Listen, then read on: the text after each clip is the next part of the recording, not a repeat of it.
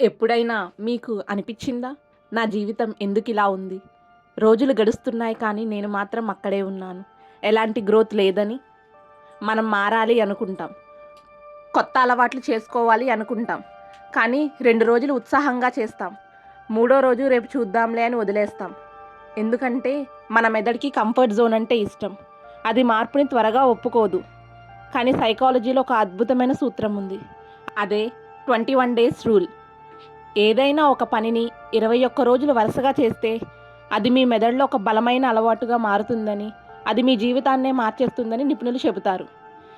ఈరోజు మనం మన ఇన్నర్ పీస్ తెలుగు ఛానళ్ళలో కేవలం మాటలు చెప్పడమే లేదు, రాబోయే 21 రోజుల్లో మీ జీవితాన్ని ఎలా మార్చుకోవాలో తెలుసుకుందాం. ఈ 5 నిమిషాలు మీ రాబోయే 5 సంవత్సరాలను మార్చేయగలవు. మరి మీరు సిద్ధమా? Hi, welcome to inner peace Telugu. అసలు ఈ 21 రోజులు ఎందుకు?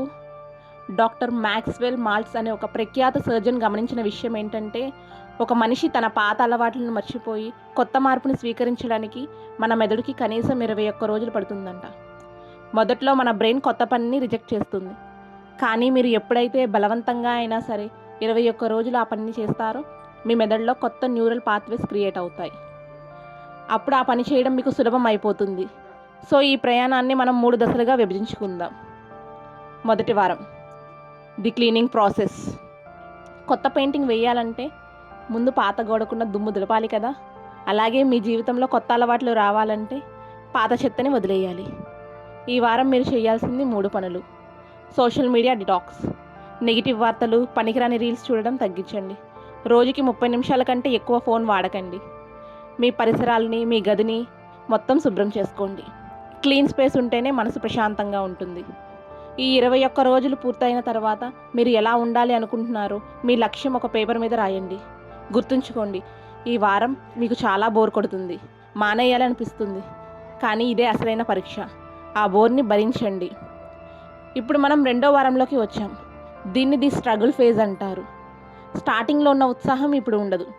పాత అలవాట్లు మిమ్మల్ని వెనక్కి లాగుతాయి.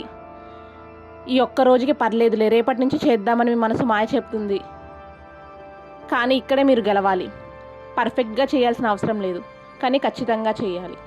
ఉదాహరణకు మీరు రోజుకి 1 గంట చదవాలి అనుకుంటారు, కానీ బద్ధకంగా ఉంది. పర్లేదు, కనీసం 10 నిమిషాలు చదవండి. కానీ గ్యాప్ ఇవ్వకండి. కన్సిస్టెన్సీ ముఖ్యం.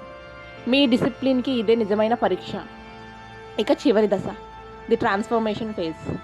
ఇప్పుడు మ్యాజిక్ జరుగుతుంది. ఉదయాన్నే లేవడం మీకు అంత కష్టంగా అనిపించదు. హెల్దీగా ఉండడం భారంగా ఉండదు.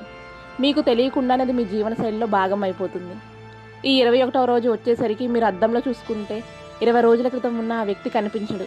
ఒక కొత్త కాన్ఫిడెన్స్, ఒక కొత్త వెలుగు మీలో కనిపిస్తుంది. నేను అనుకుంటే ఏదైనా సాధించగలననే నమ్మకం కలుగుతుంది. మిత్రులారా, 21 రోజులు అయిపోయాయి కదా అని ఆగిపోతే మళ్ళీ మొదటికే వస్తాము. విమానం ఇప్పుడే గాలిలోకి లేచింది.